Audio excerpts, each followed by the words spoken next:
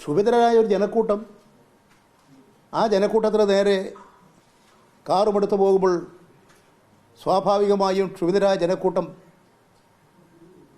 ഏത് ഗാന്ധിയന്മാരും പ്രതികരിച്ചു പോകില്ലേ? ഇങ്ങനൊരു സംഭവം മാധ്യമങ്ങളിലൂടെ വാർത്ത വന്നപ്പോൾ ആളുകൾ അദ്ദേഹത്തിൻ്റെ പിണറായിയുടെ വാടക വീട്ടിന് മുമ്പിലേക്ക് ഓടിക്കൂടുകയായിരുന്നു. അങ്ങനെ വലിയൊരു ജനക്കൂട്ടം അവിടെ വന്നെത്തി.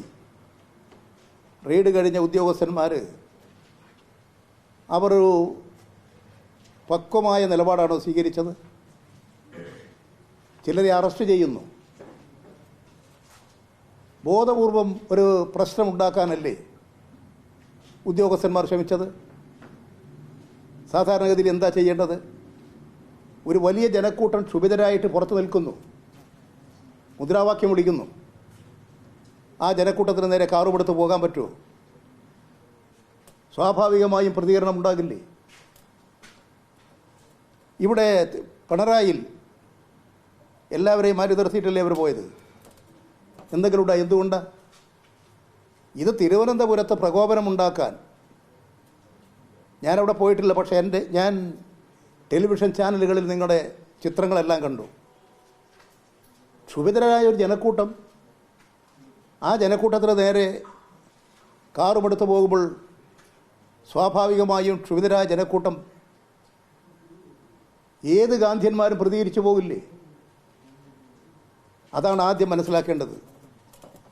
അത് ബോധപൂർവം തന്നെ ഇത്തരമൊരു സാഹചര്യം ഉണ്ടാക്കിയെടുത്ത് ഈ കേരളത്തിൻ്റെ സമാധാനപരമായ അന്തരീക്ഷത്തെ തകർക്കാൻ ഇവിടെ RSS, BJP, കോൺഗ്രസിൻ്റെ ഹിഡൻ അജണ്ട ഡീല് നടപ്പിലാക്കി കേരളത്തിലെ ഇടതുപക്ഷ പ്രസ്ഥാനത്തെയും പുരോഗമന പ്രസ്ഥാനത്തെയും വിശിഷ്യ കമ്മ്യൂണിസ്റ്റ് പാർട്ടി മാർക്സിസ്റ്റിനെ തകർക്കാമെന്നാണ് ധരിക്കുന്നതെങ്കിൽ അങ്ങനെ തകർന്നു പോകില്ല എന്നവർ മനസ്സിലാക്കണം. കേരളം വിദ്യാസമ്പന്നരുടെ നാടാണ്. പഠിച്ചവരായിട്ടുള്ള ഒട്ടനവധി ചെറുപ്പക്കാരികളുടെയും നാടാണ്. കേരളത്തിലെ ജനങ്ങളിൽ രാഷ്ട്രീയ ചിന്തയുള്ളവരാണ്. അത്തരമൊരു കേരള സമൂഹം കേരളത്തിൻ്റെ അനുഭവങ്ങളിൽ നിന്ന് പാഠം പിടിച്ച് വളർന്നു വന്നവരാണ്. അങ്ങനെ വളർന്നു വന്ന ആ ജനക്കൂട്ടത്തെ, മഹാജനസഞ്ചയത്തെ നിസ്സാരമായി കണ്ട് അതിനെയെല്ലാം നിഷ്പ്രഭമാക്കാം എന്ന് ധരിക്കുന്ന തെറ്റാണ്. അതുകൊണ്ട് നേതാക്കളെ വ്യക്തിഹത്യ നടത്തി, നേതാക്കളെ ആക്രമിച്ച് ആ ആക്രമണത്തിലൂടെ പാർട്ടിയെ തകർക്കാം എന്ന ധാരണയുടെ ഭാഗമാണിത്. ഞങ്ങൾ ഒരുപാട് സഹിച്ചു വളർന്ന പാർട്ടിയാണ്. ഞങ്ങളുടെ കേരളത്തിലെ ഉന്നതനായ നേതാവായിരുന്നു സഖാവ് അഴീക്കോടൻ. അഴീക്കോടനെ ചെട്ടിയങ്ങാടി തെരുവിൽ കുത്തിക്കൊല്ലുകയാണ് ചെയ്തത്. കേരളത്തിലെ ഉന്നതനായ നേതാവായിരുന്നു. അതുപോലെ തന്നെ നിലമ്പൂരിൽ കേരളത്തിലെ പ്രിയപ്പെട്ട നേതാവിന് MLA ആയിരുന്നു. അദ്ദേഹത്തെ വെടിവെച്ച് കൊല്ലുകയാണ് ചെയ്തത്. ഇതൊക്കെ ഈ കേരളത്തിൽ നടത്തിയിട്ടൊന്നും ഈ പ്രസ്ഥാനത്തെ തകർക്കാൻ കഴിഞ്ഞിട്ടില്ല. അതുകൊണ്ട് ഈ കേരളത്തിൽ ഒട്ടനവധി ത്യാഗപൂർണമായ സമരങ്ങൾ, ജനങ്ങൾക്ക് വേണ്ടിയിട്ടുള്ള പ്രക്ഷോഭങ്ങൾ എല്ലാം നടത്തി ഉയർന്നു വന്ന കമ്മ്യൂണിസ്റ്റ് പാർട്ടി മാർക്സിസ്റ്റിനെ, വിപ്ലവ പ്രസ്ഥാനത്തെ ഇങ്ങനെ തകർത്ത് കളയാം എന്ന് ധരിച്ച് പുറപ്പെടുകയല്ല വേണ്ടത്. അവർക്ക് പറ്റിയിരിക്കുന്ന തെറ്റുകളും പിശകുകളും മനസ്സിലാക്കി ഈ കേരളത്തിൽ സമാധാന ജീവിതം ഉറപ്പുവരുത്താനാണ് ഭരണാധികാരികൾ ശ്രമിക്കേണ്ടത്. ഇവിടെ കേന്ദ്രമന്ത്രിമാരും സംസ്ഥാന മന്ത്രിമാരും ഒക്കെ ബന്ധപ്പെടുന്നതൊക്കെ നല്ലതാണ്. പക്ഷേ നന്മയ്ക്ക് വേണ്ടിയിട്ടായിരിക്കണം യോജിക്കുകയും ചിന്തിക്കുകയും പ്രവർത്തിക്കുകയും ചെയ്യേണ്ടത് എന്നാണ് ഞങ്ങളുടെ എല്ലാം വിനയ പുരസരമുള്ള അഭ്യർത്ഥന. ഇതാണ് നിങ്ങളോട് ഇപ്പോൾ പറയാനുള്ളത്.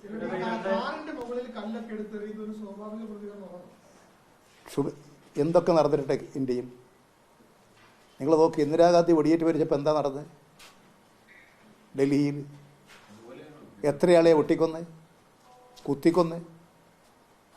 രാഷ്ട്രീയത്തിൽ പ്രിയപ്പെട്ട നേതാക്കളെയൊക്കെ ബോധപൂർവം അപമാനിക്കുന്നു എന്ന് വന്നാൽ ജനങ്ങൾ ക്ഷുഭിതരാകും. ആ ക്ഷുഭിതരാകുന്ന ജനക്കൂട്ടത്തെ മനസ്സിലാക്കി അതിനനുസരിച്ചിട്ടാണ് പ്രവർത്തിക്കേണ്ടത്. ഒരു വലിയ ജനക്കൂട്ടം ക്ഷുഭിതരായിട്ട് നിൽക്കുന്നു. അവർക്കിടയിലേക്ക് കാറുപെടുത്തു പോകുമ്പോൾ സാധാരണഗതിയിൽ സമാധാനപരമായിരിക്കുമോ? നിങ്ങളുടെ ചിത്രം ഞാൻ കണ്ടു ഇന്ന്. അതാണ് അവിടെ സംഭവിച്ചത്. ഞാൻ അവിടെ പോയിട്ടുള്ള ആളല്ല, ഞാൻ അവിടെ ഉണ്ടായിട്ടുള്ള ആളല്ല. പക്ഷെ നിങ്ങളുടെ മാധ്യമങ്ങളുടെ ചിത്രീകരണത്തിലൂടെ കണ്ടിട്ടുള്ള കാര്യമാണ് ഞാൻ പറഞ്ഞത്. ആ സമയത്ത് ഈ ആഭ്യന്തര വകുപ്പിനും പോലീസിനും ഒക്കെ ഗുരുതരമായിട്ടുള്ള വീഴ്ച സംഭവിച്ചിട്ടുണ്ട്. അവര് തന്നെ മുൻകൈയെടുത്തിട്ടാണ് ഈ വാഹനത്തെ മുന്നോട്ട് പറഞ്ഞത്. ഇത് ഗുരുതരമായ വീഴ്ചയാണല്ലോ. ഒരു സംസ്ഥാന ഗവൺമെൻറ് അറിയുന്നില്ല കേന്ദ്രസേന കേരളം മുഴുവൻ വിന്യസിക്കുന്നത്, ED കൊണ്ട് പല വീടുകൾ റെയ്ഡ് ചെയ്യുന്നത്. ഇനി നാളെ എന്തൊക്കെ ചെയ്യും? ഞങ്ങളോടുള്ള രാഷ്ട്രീയ വിരോധം കൊണ്ട് തെറ്റായ പ്രവണതകളെയൊന്നും കോൺഗ്രസിൻ്റെ നേതാക്കൾ പ്രോത്സാഹിപ്പിക്കരുത്. അതവർ മനസ്സിലാക്കണമെന്നാണ് എനിക്കിപ്പോഴും അഭ്യർത്ഥിക്കാനുള്ളത്.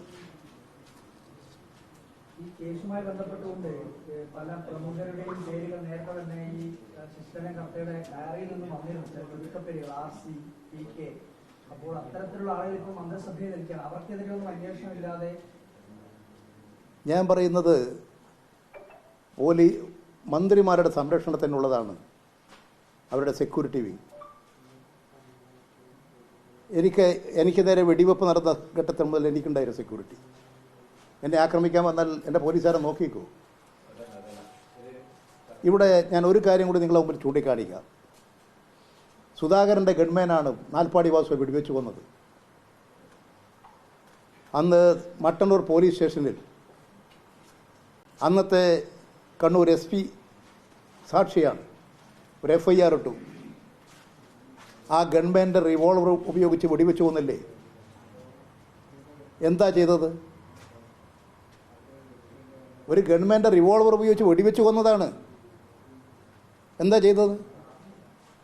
നിങ്ങൾ കരിങ്കൊടി എന്ന് പറഞ്ഞുകൊണ്ട് വടികളുമായിട്ട് ആക്രമിക്കാൻ വന്നാൽ സുരക്ഷാ സേനയുടെ നടപടി സ്വീകരിക്കേണ്ടി വരും. ആ സുരക്ഷാ സേനയുടെ നടപടി ഞങ്ങൾക്കിപ്പോൾ അധികാരമുണ്ട്, അധികാരം പ്രയോഗിച്ചോളൂ. ഞങ്ങൾക്ക് എന്തും ചെയ്യാൻ അധികാരമുണ്ട്. ആ അധികാരം ആഭ്യന്തര വകുപ്പ് പ്രയോഗിച്ചോളൂ.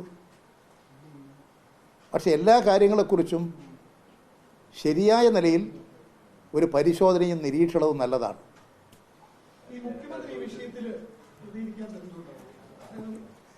അതാണ് എനിക്ക് ആഭ്യന്തരമന്ത്രി പറഞ്ഞിട്ടുണ്ട്. കേരളത്തിൻ്റെ മുഖ്യമന്ത്രിയെ സംബന്ധിച്ചൊന്നും പറഞ്ഞിട്ടില്ല. മുഖ്യമന്ത്രി അറിയുമോ? ആഭ്യന്തരമന്ത്രി അറിയില്ല എന്ന് പറഞ്ഞിട്ടുണ്ട്. ഈ കേന്ദ്ര പോലീസ് സേനയുടെ ഇടപെടലും കേന്ദ്ര പോലീസ് സേനയും EDയുടെയും വ്യത്യസ്ത മേഖലകളിലുള്ള റെയ്ഡും കാര്യങ്ങളും ഒന്നും ആഭ്യന്തര വകുപ്പിനോ കേരളത്തിലെ പോലീസ് മേധാവികൾക്കോ അറിയില്ലെന്ന് ആഭ്യന്തരമന്ത്രി പറഞ്ഞിട്ടുണ്ട്. കേരളത്തിലെ മുഖ്യമന്ത്രി അറിയുമോ? മുഖ്യമന്ത്രിക്ക് മെസ്സേജ് കിട്ടിയിട്ടുണ്ടോ? മുഖ്യമന്ത്രിയുടെ അറിവോട് കൂടിയിട്ടാണോ ഈ കാര്യം നടന്നിട്ടുള്ളത്? എവിടുന്നാണ് ഇവർക്ക് ഈ ധൈര്യം കിട്ടിയത്?